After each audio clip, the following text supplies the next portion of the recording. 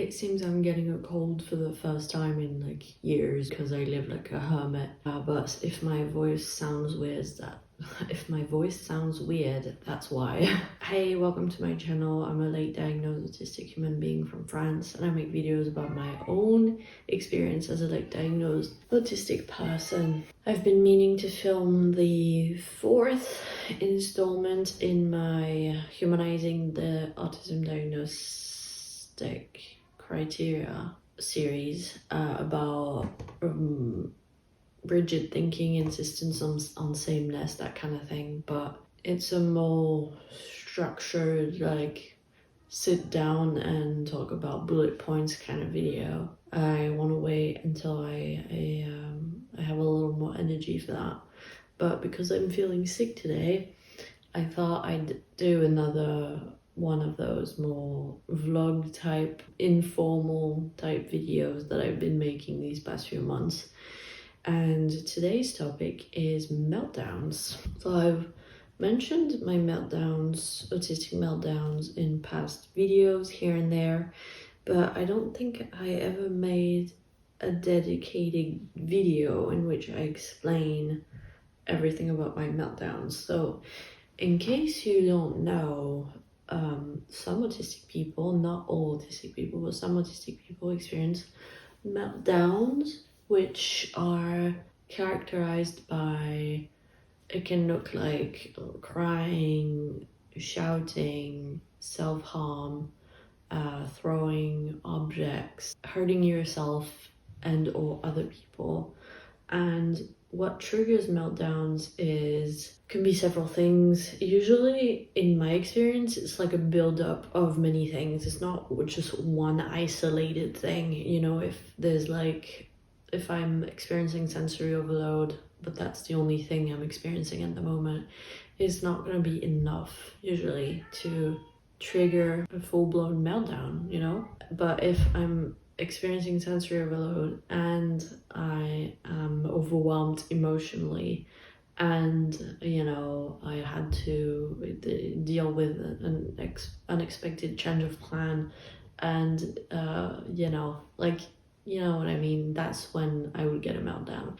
But yeah, it can be triggered by sensory overload, it can be triggered by emotional overwhelm, change of plan, unexpected change of plans, anything that feels like too much for the person, and it's kind of like you blow up, like you can't deal with what's going on inside of you, and it's kind of like you explode, you know? So meltdowns tend to be more outwardly, whereas shutdowns, on the other hand, tend to be more inward experiences. I'm not sure I've experienced that many shutdowns, to be honest. I can't really, it's not something that I typically experience. So a lot of late diagnosed autistic people will experience shutdowns more than they experience meltdowns, because they've learned that meltdowns aren't okay, and they've learned to internalize their meltdowns, and then they turn into shutdowns. But I haven't really experienced that. To me, most of the time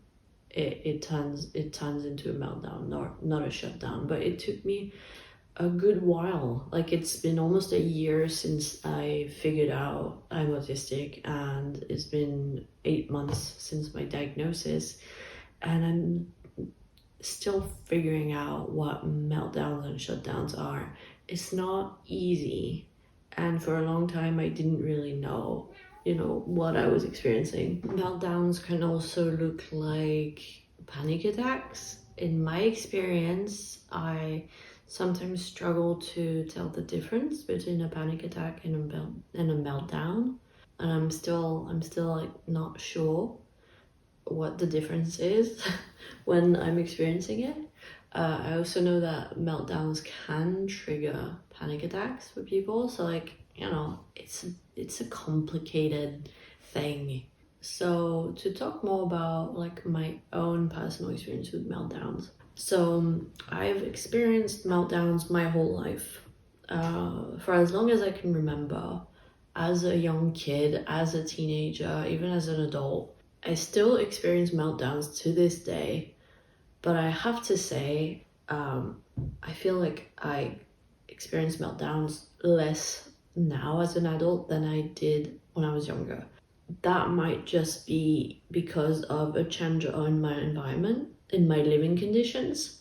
Because when I was younger, I lived with, toxic parents that I talked about many times in my videos. So I wasn't in a very well-meaning, healthy environment where I could express my needs, express my emotions, where my needs were taken into consideration. It was very much my parents occupied 90% of the space, and I had the 10% left, and I had to make do with that, and it wasn't enough. And there was just a lot of built up anger and frustration and confusion because of the abuse that was going on. There was a lot of emotional abuse and physical abuse, and I didn't understand any of it. And so obviously that is like a breeding ground for autistic meltdowns, because I was probably experiencing sensory overload in a regular basis without knowing it, which I mentioned in my previous video. I was often in a state of emotional overwhelm, living with a family like mine, and unexpected changes of plans. Also, my meltdowns, from what I remember, tended to be more violent than they are now. They were just a much more unsettling experience compared to now. I feel like they were a lot more uncomfortable than they are now. Not that they're comfortable now, but I guess they're easier to deal with now, or easier to recover from. I don't know. Maybe I just have less intense meltdowns, like I said. As a kid, I remember and even as a teenager, my meltdowns involved a lot of shouting, obviously crying, but like more than crying, I would say like a type of like nervous sobbing, you know what I mean? Like you can't catch your breath type of sobbing, like screaming at the top of my lungs, where like I would lose my voice from doing it. Afterwards, my throat would hurt so much. I would throw objects. I don't know if I mentioned that before, but my great aunt had gifted me a Nintendo DS Lite. So that was in the 2000s, and it was my treasure. My parents would have never allowed me to have a gaming console. That was my one shot, and I treasured it. And every time I went to my great aunt, we would go to Micromania, which is a shop that still exists, which is amazing, where we would buy secondhand video games for my Nintendo DS Lite, because my great aunt could only afford secondhand. I think my console was also secondhand, I'm not sure. And that was just like a whole thing, and that's how I fell in love with the Mario games that I still love to this day. Like it was huge for me. It was also something that my best friend at the time also had, and so we would play together. Like it was a huge deal for me. And during one of my meltdowns, I threw it at the wall, and it broke, and we were never able to fix it. So that was the end of my Nintendo DS Lite, and I was so ashamed that I never admitted it to my great aunt, because I didn't want to hurt her feelings. So I just said that it stopped working overnight, like I couldn't turn it on. And the guy at the shop was like, "Are you sure nothing happened to it?" And I was like, no. And he was like, "Sorry, we can't fix it." So that was the end of my Nintendo DS Lite. I never had another one. Like that was the end. So obviously that was crushing for me. And I felt such a deep sense of guilt and shame. Now I know that's something else I should have mentioned, is that meltdowns cannot be controlled. You can repress a meltdown, which can turn into a shutdown if you do that, but it's not something like, once it is triggered, you can't control it. You can't control your behavior while you're in a meltdown, which is a difficult topic to talk about, because then people are like, some not so well-intentioned people might use meltdowns as an excuse to commit abuse, or like some people use that argument as a way to demonize autistic people by saying how we're inherently violent, which isn't true. But it is true that in the moment when you're having a meltdown, you're not in control of what you're doing, and so we shouldn't be stigmatized for it. Obviously, like, if you cause any kind of harm to someone else while you're in a meltdown, you should, even though you didn't control anything, you should obviously apologize and try and, make it better afterwards, because that guilt, even though you don't control it, your loved ones know you don't control it, there's still some guilt there, which probably stems from trauma of when I had meltdowns when I was younger and I was shamed for it. So that time I broke my Nintendo, it was because I was so invested in the game. It was a special interest at the time. It was new Super Mario Bros. And I was obsessed with that game. And I was so obsessed with that game that, in fact, to this day, it's still one of my favorite games, and I still play it. Not the one, well, I do actually, I haven't found a way to, well, my partner found a way for me to play that game, that version of the game from back then, but otherwise I just play the newer versions, and I like, whenever I need some comfort, or like, it's almost become a stim for me to play Super Mario Bros. I don't know, it's very satisfying, and then I try and speed run it, and it's very stimmy for me. But so that game was everything to me, and I played it so much, and then I would get so frustrated when I couldn't do it. When you try and do a certain level 50 times in a row and you can't do it, and it's like so frustrating. That was enough to trigger a meltdown back then. Nowadays, it wouldn't be enough for me to get a meltdown, and that's kind of what I meant earlier, is that I feel like my meltdowns were more easily triggered back then than they are now. But yeah, that was enough for me to get a meltdown, and like, it's like I felt so much fury inside me that, even though it was my most treasured possession, I couldn't help but throw it at the wall. And then, of course, afterwards, I was very, very sad and ashamed. Yeah, I would throw things. I remember I had meltdowns where I would throw around like dining chairs that we had. I remember that was a big thing, because I remember my mom saying how I had damaged one of the dining chairs, and of course, whenever I did something wrong, it was heavily used against me, to try and make me feel guilty, to make me feel like a bad person, like a bad daughter.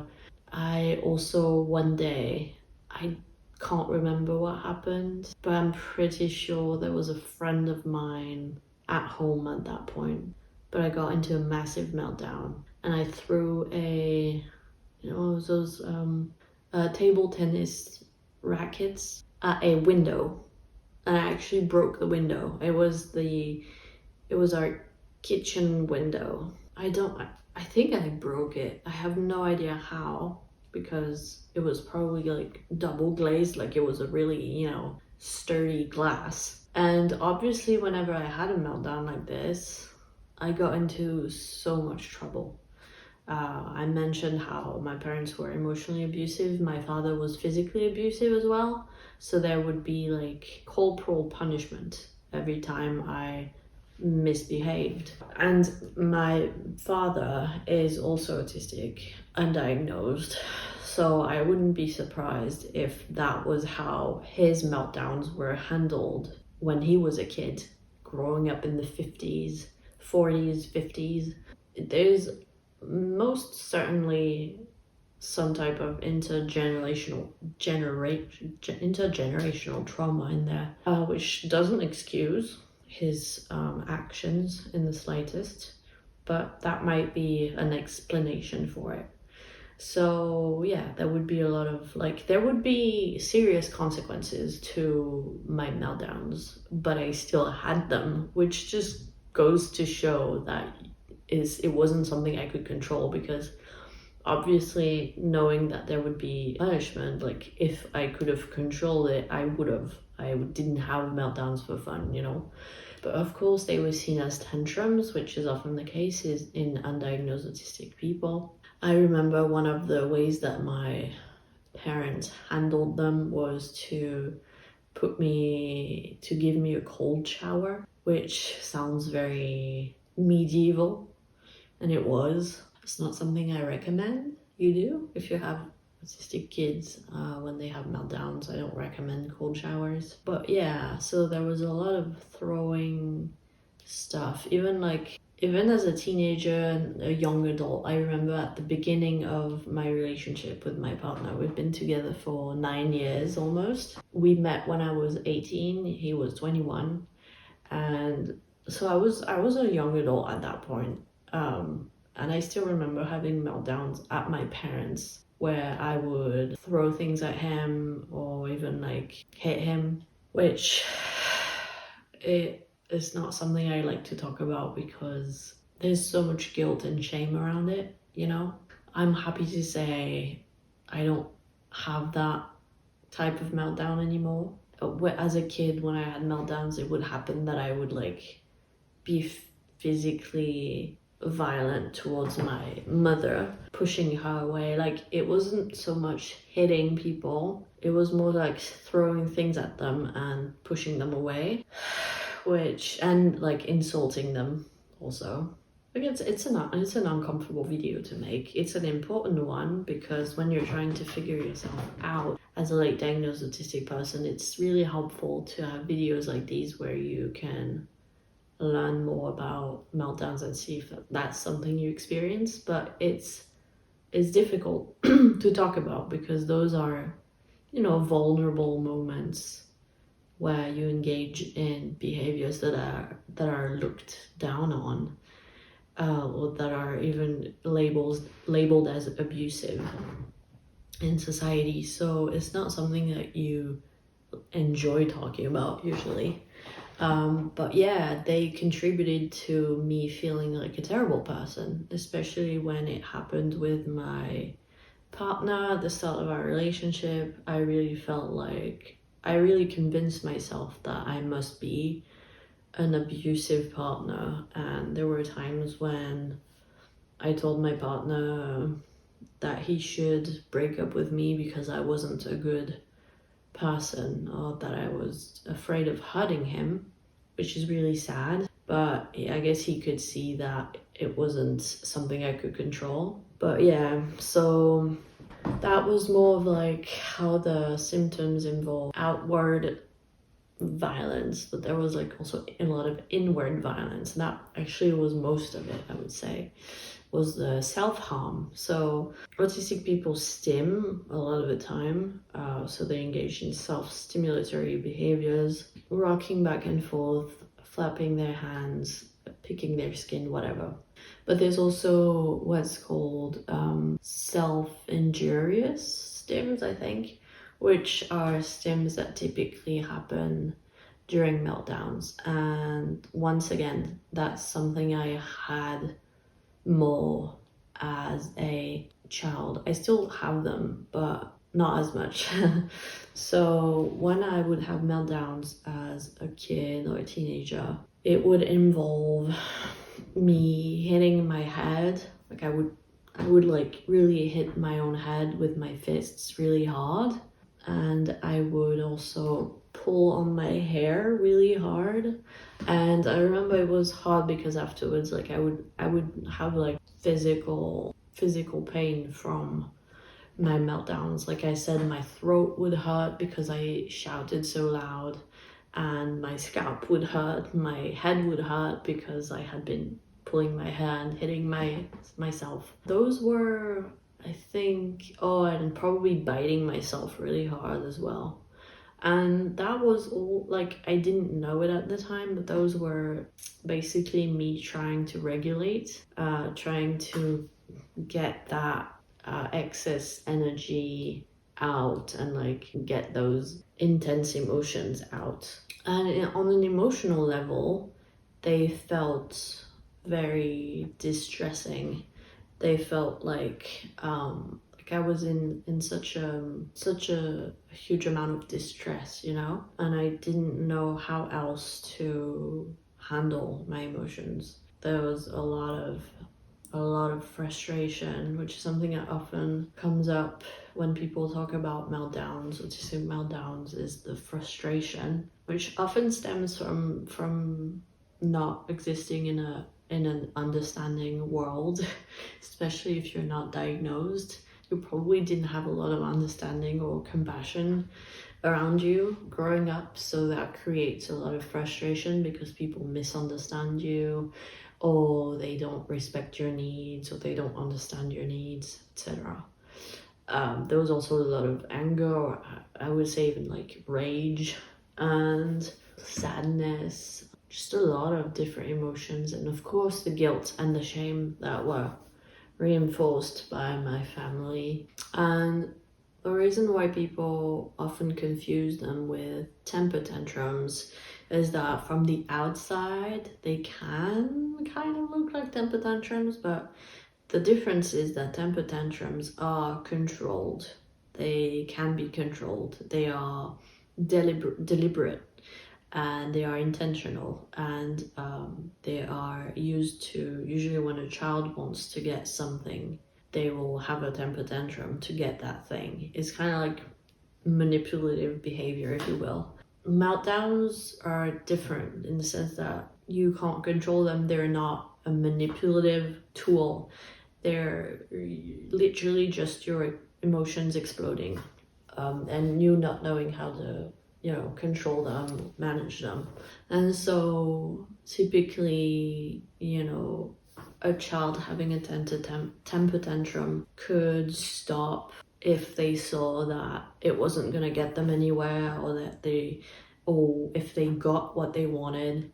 But there would be like an expectation to get something in return.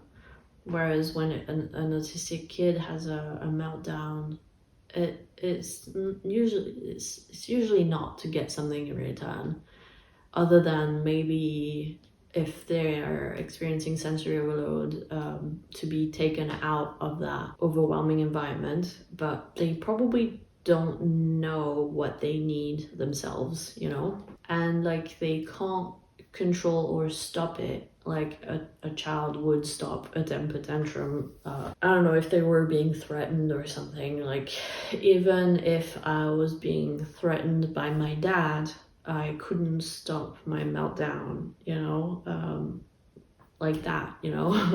I don't remember much what would happen afterwards, after I had my meltdowns. Most of the time I would have meltdowns in my room because of course I was scared of like consequences of punishment, so I would try and hide them as much as possible by having them in my room. And I don't really remember what would happen after that. Oh, and kicking was another, like kicking stuff to the point of breaking objects or even hurting my own foot, you know. But yeah, afterwards I guess I felt pretty drained emotionally from all the crying, and like I said, like the physical symptoms of the shouting and the pulling my hair and hitting my head. And yes, of course, like my dad then would say that I needed to be disciplined, which shows a profound misunderstanding of what autistic meltdowns are, because he interpreted them as a lack of discipline on my part, a lack of respect for my parents or others, which wasn't the case at all. Like I said, it's not something you can control. But I guess, like I said, that's probably what his own parents told him when he was a kid and he had meltdowns, maybe. And he might not even remember it. He might not even make the connection in his mind of like, this is how my meltdowns were handled when I was a kid. And that's why I handled them. I handled my own daughter's meltdowns the same way. Like, he might not even realize it. Maybe he doesn't even remember that he had meltdowns growing up. He still like handled them in that very old-fashioned way of seeing things that didn't involve any compassion or understanding. So I would say that's probably his trauma talking. Again, not to excuse, because even if that was the case, like he could have apologized at some point. Even like when I brought it up as an adult, when I confronted him and I said, you really hurt me, he had lots of opportunities to say, you're right, I messed up, I'm sorry, I shouldn't have done that. I remember one occasion where he apologized. I think that was one of the first times that he physically abused me as a kid. I must have been 6. And like, he lost his temper. Did he have a meltdown himself? Like, who knows? But afterwards, he was like, almost like shocked by his own actions. And he was like, I'm sorry, I shouldn't have done that. So in that moment, he almost looked like a good father, But that was the only time he apologized. I think afterwards, his narcissistic traits must have been like, why would I apologize? Like, she's in the wrong. And so he never apologized ever again after that. And it's been about 20 years, so yeah. So yeah, no, I'm not finding excuses for him, because like I said, he had lots of opportunities to apologize and try and make it better, but he can't be bothered because he doesn't care about my own feelings and well-being, and he only cares about himself. So the way he handled my autistic traits as a kid probably stemmed from the way his own family handled his. So that's that. As I grew older, as a teenager and then a young adult, like I said, like my meltdowns changed a bit. They involved less self-harm, less outwardly violent behaviors, I guess, and more of the panic attack type symptoms, like the uncontrollable sobbing and shouting and stuff like that. I remember one particularly traumatizing meltdown I had at the beginning of my relationship with my partner. So I must have been 18 or 19, 20, something like that. We were supposed to spend Valentine's Day together. Like, it was my partner would visit from Switzerland every other weekend, and I would visit him from France every other weekend. And so that weekend he was supposed to come to my house. We would do Valentine's Day together. I had a whole thing planned, okay? At the time, he still worked. He didn't work from home yet. He worked for a company, and he was often, outside and working in buses and stuff like that as a software engineer. So that weekend, usually he would arrive on Friday evening and then go back, leave again on Sunday evening. But that day he couldn't come, and he called me. He was like, I'm sorry, my boss wants me to stay. He wants me to work more hours and stuff. And I lost it. I lost it because like that was too much for me to handle emotionally. The fact that I had been planning Valentine's Day for weeks, and the weekend was the only moment in the week when I could spend time with him. And the idea of him, and like, he didn't even say that he couldn't come at all that weekend. He just said, I'll come tomorrow instead of tonight, which doesn't sound like a big deal. Even to me, like, in hindsight, I'm like, it's not such a big deal. But in the moment, it felt unsurmountable. You know what I mean? Insurmountable. It felt like too much. Like the unexpected change at the last minute, all the emotions that accompanied it. And I remember I was in my parents' car. So both of my parents were in the car. I was sitting at the back of the car. I had a meltdown in the car where I was on the phone with my partner. So I guess my parents could hear my conversation with my partner. I started to have a meltdown, and my parents shamed me so much for it, saying how I was a terrible girlfriend and that they wouldn't be surprised if my partner broke up with me because that kind of behavior would drive anyone away. Like, that type of, guilt tripping, as if I needed it, as if I wasn't feeling guilty and ashamed already. So that was a terrible experience on an emotional level, because there wasn't any physical punishment, but the emotional punishment was hardcore. Like, that's what I say a lot of the time, is like, people often cringe when they hear of physical abuse being done to children. I often say, like, for me, the worst part wasn't the physical abuse, it was the emotional abuse. That's what left the most painful, insidious scars. It's the abuse that you can't see, but it's very much real. So yeah, that was terrible. And basically anytime there was unexpected change like that, I would really struggle with it. And even to this day, like I said, nowadays it takes a lot for me to have a meltdown, but like, I had these past few weeks, months, because of, moving and stuff. And I talked about it in past videos, but when we were moving, the movers basically told us the day before picking up our stuff, they were like, you have to go through every box and like remove all the food items and stuff. And to me, that was horrible. You know how in The Good Doctor, which isn't a great representation of autism, and I haven't watched it, but there is a scene where, and I know that because I saw that clip in the context of a video talking about autism, and there's a scene where the character, I don't even know what his name is, has a meltdown, and he's like repeating the same thing over and over again. And that's something that's also an element of meltdowns that I experience, is like, it almost feels like you're stuck in a loop. You don't know how to get out of whatever emotion you're experiencing, so you keep repeating the same thing.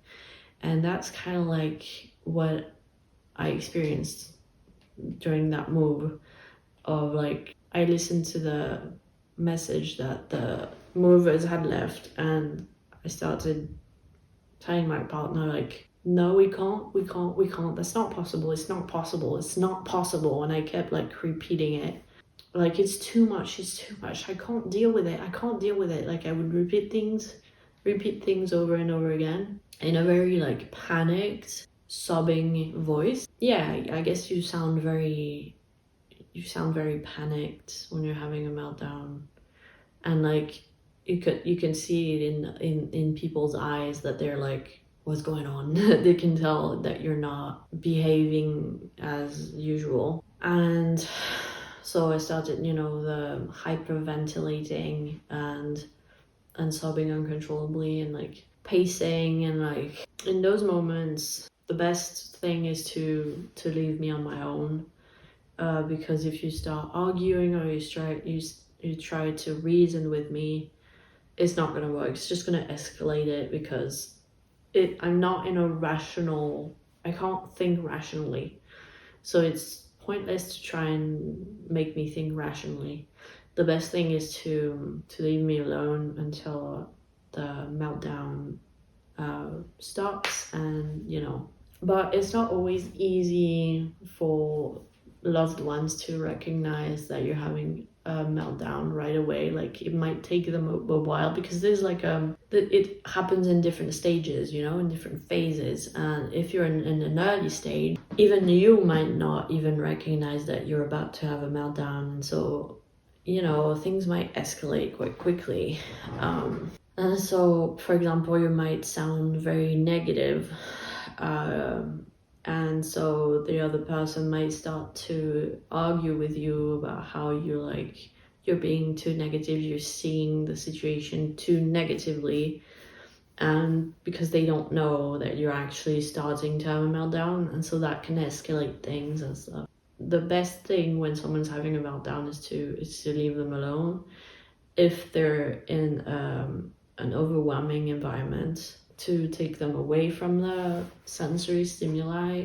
And so I was really freaking out. I remember I felt so ashamed afterwards, because I was pretty sure that our neighbors could hear me, because I was screaming so loud and sobbing. And at one point I was on the sofa and I was doing a little bit of the self-injurious stims of pulling my hair and stuff.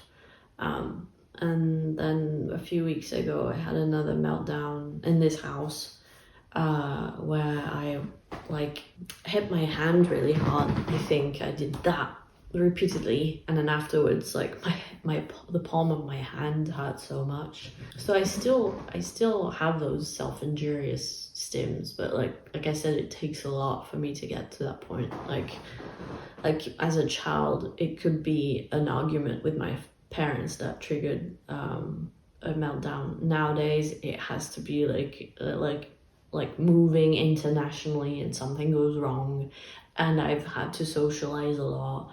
That's something else that can trigger a meltdown, is if you've socialized a lot and you've had to mask a lot.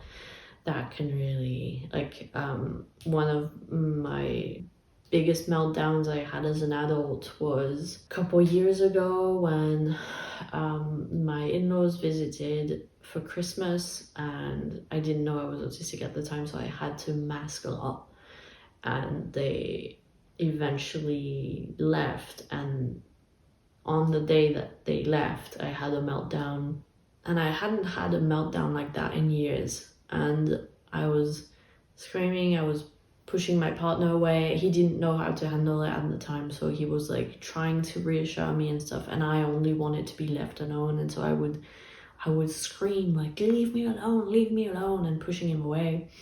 And so he eventually left me alone and I calmed down, and then afterwards I felt so guilty. I wanted to apologize, and I came downstairs and I couldn't find him anywhere. And I thought, my parents were right. I drove him away. I thought, that trauma response of that thing from my parents came back of he's gonna break up with you if you behave like that. So I was sobbing, calling his name throughout the house. I was he left me, he broke up with me because I'm a horrible person. And then he came back and he was I went and got you some donuts from the shop. It was so sweet. Oh, now I'm crying. He thought he had helped me, he had left me because I had internalized so much that I was a terrible person. And actually he went and got something for me that he thought would make me feel better, so that was really sweet. And also another experience of a meltdown that was really traumatizing was, like I explained in my previous video, in 2020, at the end of 2020, my partner and I were staying at my in-laws for 4 months, which wasn't part of the plan. We were supposed to just drop our stuff and our cats and then go traveling, but it was in the middle of COVID, and I don't remember exactly why, but we were delayed, and so we had to stay there for 4 months. So for 4 months we didn't have our own space. We were living at my in-laws in their flat in Switzerland, with our 2 cats, and since I didn't know I was autistic at the time, I had to mask a lot, and that was way too much for my brain to handle. And so around Christmas, I had a major meltdown where I was massively triggered by my my father-in-law, who is actually my partner's stepdad. He has some like toxic traits where he's working on it. It got better definitely over the years, but he used to be very like he was a bully. Let's put it that way. And he would, really get under your skin, and like he was really he could be really annoying. Like, we were all very like stressed because of the situation. We were invading their home and we didn't have our own space. Like, we were all suffering from it. And I think the starting point, I think it happened over several days, but the main starting point that I can remember was that my partner and I were having a bath, and then my mother-in-law came home from work. I think it was probably on Saturday.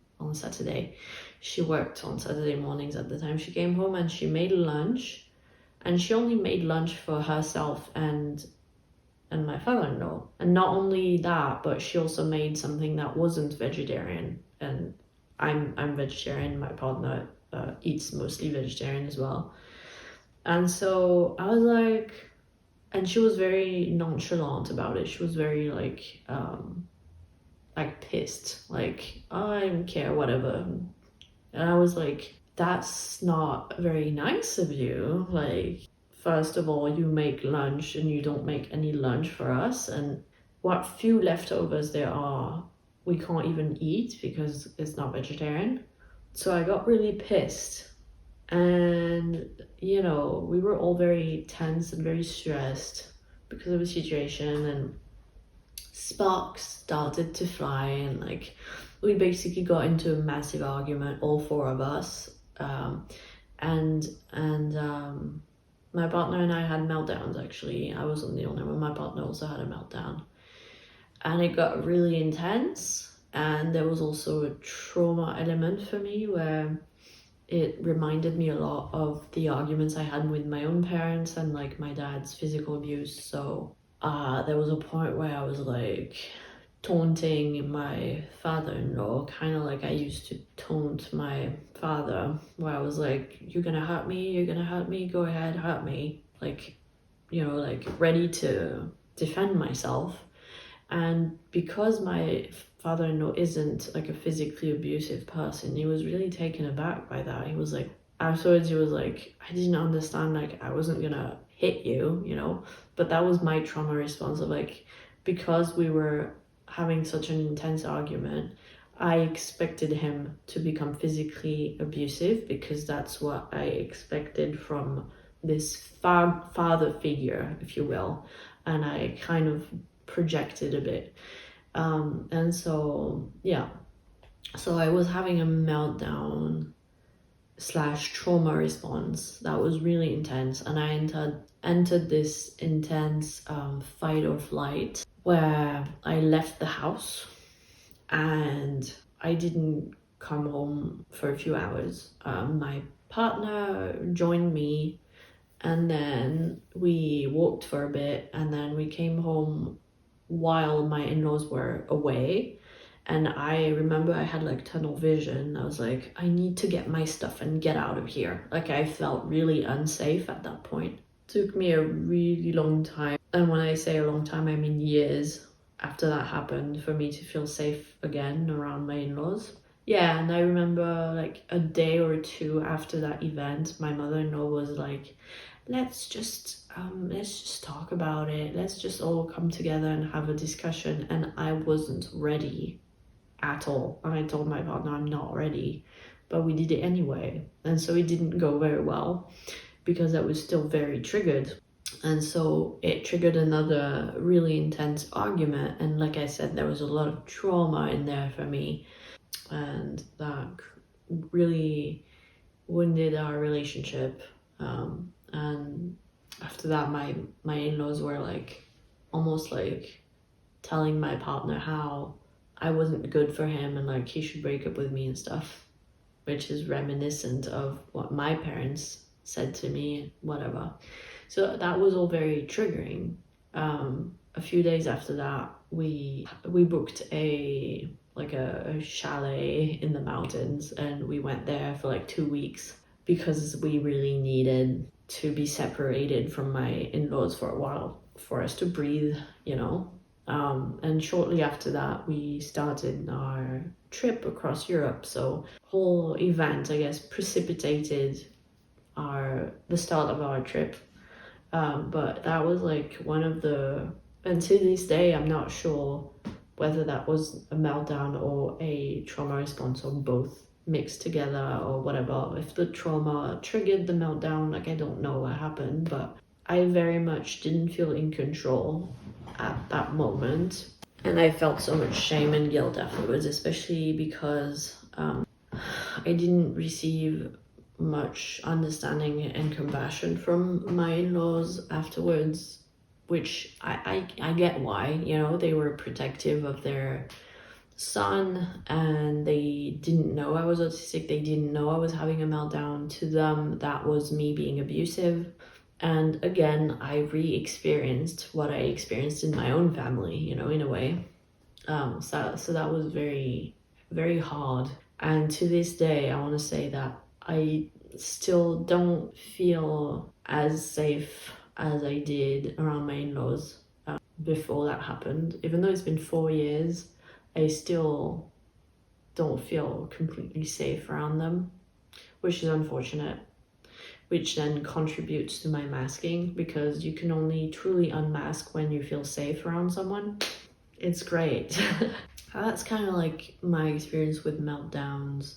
I think I might have forgotten a few things, but I think that's most of it.